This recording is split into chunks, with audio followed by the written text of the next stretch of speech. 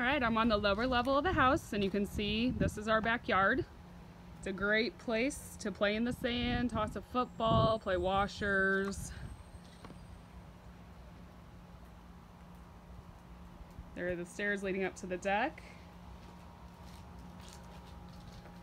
We are installing a shower head on that pillar so you can rinse the sand off whenever you come in from the beach. That's going to be installed this week, so it will be here when you come to stay.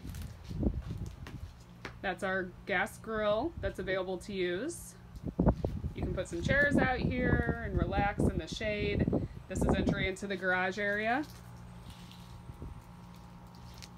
And then we'll take a quick walk to the canal access.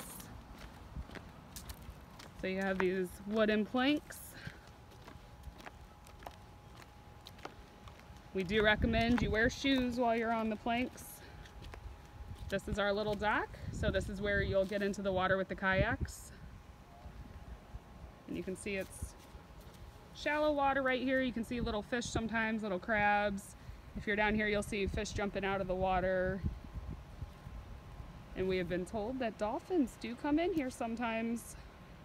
And that's how you get out into the sound. And then that's the end of the canal down there.